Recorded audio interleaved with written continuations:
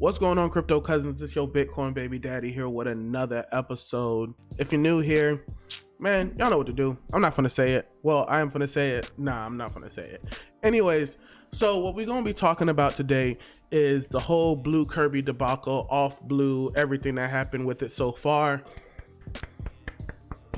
Yeah, that bitch is yo guys, this is like, I haven't had my hair braided in so long, so like this bitch is like, ugh. Let me just give you guys a little prelude if you don't know who BlueKirby is. So BlueKirby is an anonymous person that when Wi-Fi came out started building websites. So clearly this person's a dev. Started building websites, little small websites of like information of like how to find everything, learn to yearn and all that stuff. And as the price of Wi-Fi continued to grow, this person became very popular and very powerful throughout the whole process. Or one Wi-Fi equals one Bitcoin. He came up with that. He was trolling all the big heavy OG Twitter accounts, all that stuff. And of course, the price of Wi-Fi kept going up. He kept getting more popularity. I even made a video where a guy tattooed BlueKirby on his body. Y'all remember that video? So he was getting all this hype, all this love, all this whatnot. Of course, he got caught up with some situations. But before I even get into the article, if you're new here, go ahead, hit the like button, hit the subscribe button, because I'm making a video every day this month. I've already missed 2 days. I'm not even gonna hold you guys. I've already missed 2 days. I missed yesterday, and then I believe I missed a Saturday or a Sunday earlier in the month. But I've already missed 2 days, but that doesn't mean I'm gonna stop. That means I'm gonna just keep going, because ain't nobody perfect. Anyways, let's go ahead and get into this content. So of course, I'm over here at rec.ghost.io, which, yeah, so far this is one of the more truthful, honest reporting right now that's in the space. But just going to this article right here, Whale Hunt, SBF, and BlueKirby. So red candles burn the hottest. When the bull stops running, fingers starts getting pointing, and euphoria and greed turn into suspicion and occupation. Even BlueKirby looks different in red candlelight. The one usual loved hyperactive Wi-Fi fanboy has faced his first public criticisms over the past few weeks.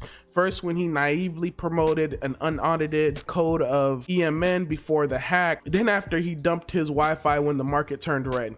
So if you guys haven't been keeping up, the whole EMN thing, which happened with Andre and whatnot, and then it got hacked and half wrecked and all that good stuff. And then not only that, but I like the way he phrases this article, because I remember this happened when I first got in. This was happening and I didn't understand why it was happening. We had people like ICO shillers, this and that. Because the market, when I got in, the market started going down.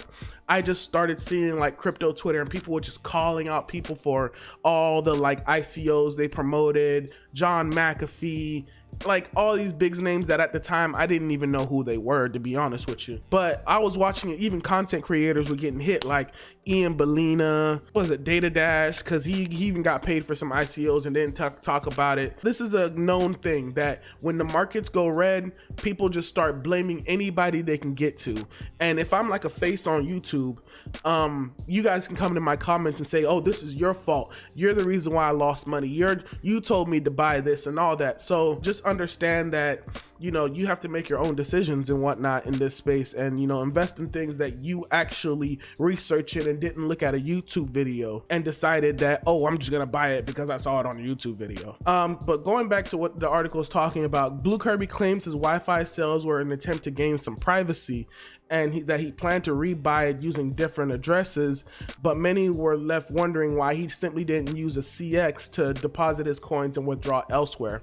So what essentially what he's saying is, because we have all these, like, because the blockchain is so open, if you know somebody's wallet address, you can see all the coins that they have, you know, when they buy, when they sell, all that good stuff. The reason why he said CX or centralized exchange is because what people don't know, I can take that to like a Coinbase or like a Binance and take my coins, send it to a centralized exchange, and then from that centralized exchange, send it to a completely different wallet without you guys ever knowing it, because these centralized exchanges use multiple wallets. So the wallet that's on that centralized exchange isn't yours. Like, if it's not your keys, it's not your coins. That's why people, you know, get hardware wallets and such. That's one of the ways you can, like, you know, maneuver around that. But you also think this is not a way for you to hide your money either, because One, centralized exchanges KYC. So once you deposit coins in that, they know who you are because you KYC'd.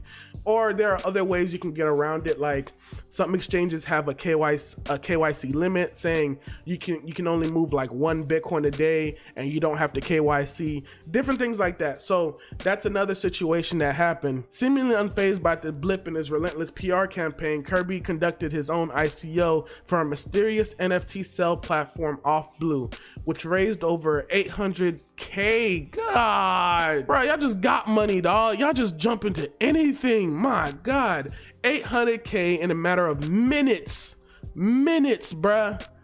Like, it didn't even get, disclosure real quick. I had a little, I'm not gonna say I had insider information because that's not what it was. I knew BlueKirby was going to do this little NFT sale and I was watching it for a while. And if you wanted to get like an airdrop of the blue token, you had to own a BlueKirby NFT on Rarible. So we'll get into that though, but we'll get into that. So anyways, they got this money in a matter of minutes, despite not giving any details on what these people are buying or what the roadmap is or what the project is at all. And I'm like, how do you get $1 million raised and not say anything about the project? Now, granted, that is exactly how this space works. It really does. It's exactly how this space works. I remember a token that people were trading time. And somebody was asking about it in one of my live streams, Trade or Unitrade. When that token first came out, all it was a website, and that was it. There was no information, no nothing. It was strictly a website, and the token was out and people were buying it like crazy. 2x, 3x within the first couple of hours, bro. So that's just like, I want you guys to understand that's how this space moves sometimes. And you know, sometimes fundamentals really don't matter, because when greed sets in, especially during these hype cycles, nobody cares. They just want the money. And I promise you, no matter how much people are talking about it. But let's go ahead and check a quick look of like what their manifesto actually offered. So I'm gonna give you guys a second just to read all of this. So the token was gonna be called Blue. It was gonna be a valueless governance token, another governance token. And so right here it says, no tokens for the team. How noble. However, the NFTs that users must purchase from Off Blue to exchange for the valueless token cost 1 each ETH. So this was more, and so I remember when people were saying that ICOs were dead, and they're clearly not dead. People are gonna find a way to maneuver to create ICOs instead of doing it the old way. But so back to what I'm saying. So what happened was, you didn't have to buy the Off Blue token. You didn't have to buy the blue token, but you had to buy an NFT on Rarible to claim your blue token. And you had to buy a specific NFT on Rarible to claim your blue token. And each one of those NFTs were worth 1 ETH each. But now here's the distribution of the tokens. This is how it was going down. So 1% of the tokens were going to the half-wrecked tippers, 10% to BlueKirby.eth NFT buyers. So BlueKirby this whole time has been making NFTs on Rarible. And if we go to Rarible real quick, and yeah, so we're here on Rarible, and we can see in the past 30 days who are the top people that were selling NFTs. Granted, BlueKirby's name is nowhere to be seen. If you were to look at this a week ago, you would have saw that BlueKirby would have been right there with like 500 worth of ETH. So, and I think in one of my previous videos, you can see that he was on the top of the list as well. Yeah, so when you search for BlueKirby, you get all these different BlueKirby NFTs.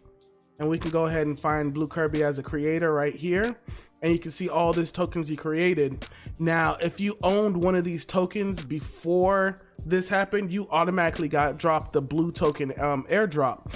But you can see from here, like some of these tokens, like 25 ETH, like 19, 16 ETH. Bro, I remember at one point, I couldn't even find nothing less than like 10 ETH, bro. Like right here, 15 ETH right here, 14 ETH. 14 ETH is like $5,000.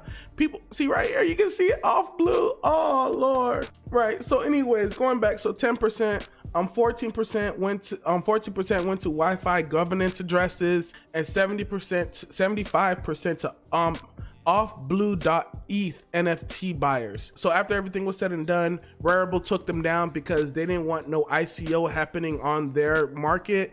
And a lot of people were going crazy in the Twitter comments talking about, oh, I guess Rarible isn't decentralized. How you claim to be decentralized but didn't allow this to happen, yada, yada, yada. And it just goes to show you that a lot of these products are not decentralized in that manner. These are companies building coins. And if you have to understand that a lot of these companies that are building coins, they're either gonna follow the regulators or they're not. And most of these people are gonna follow the regulators because they want mass adoption. They want a lot of people. And you know, hardcore crypto people and devs always want full decentralization, but you really don't know what that really means. But after everything is said is done, BlueKirby page got completely closed. He completely shut down his page. The off blue page is still here, but I believe only a few people can actually get into it now. If you're not already here, you can't get into it. And they just claimed right here, official announcement, the team is still committed to building a global, decentralized, and democratized auction house. So it looks like that's what they were trying to build, but it didn't really turn out that way. But the off blue is still gonna go, but apparently BlueKirby is just like disappeared and whatnot. But just the last thing that I wanted to talk about, where there's no regulation, reputation is key. It is so often the case in crypto Twitter that either you die a hero or live long enough to become a villain. Give me that Batman line. But guys, so pretty much that's the whole debacle of what happens. He was the Wi-Fi, he was the Wi-Fi fanboy, all this stuff, and then the whole hack happened, and then they kicked him off the Wi-Fi team after he got paid millions of dollars. Like literally a new millionaire got minted like within the past 3 months, like that. And then after that, after he left the Wi-Fi team, he went to go build his own project with his own peoples and was having like this whole like ICO type NFT mixture thing, which I am personally, my idea, thoughts on that was pretty creative. You know, now we have like the insurance NFTs that were, you know, Wi-Fi created, but now he was going to go ahead and do this like auction house, buy the NFT to get the token. And this, like, it was pretty dope idea. But of course, with anything, if people feel like regulators are like, nah, bro, you can't do this, they're going to shut it down. And they shut it down, and now BlueKirby's got a bad name to him. The project's got a bad name to him, and even Rarible got some heat because they shut it all down to begin with. But to be honest, I want to know what you guys think. Would you have gotten into this if you would have known? Let me know in the comments below. But other than that, check me out next time. Oh, hey, you know, hold up. I can't end this video by not saying I got another hoodie. I got another hoodie, bro. Hey, shout out to the people supporting the channel and, you know, getting in this cryptocurrency merch, bro. I like this one. This one's nice too. I like this one. I'm gonna put it in the comments. You know, do be following me. I'm gonna put it the YouTube page in the comments below. But other than that, y'all, thank you guys so much for coming back. Take it easy. Peace. Yeah.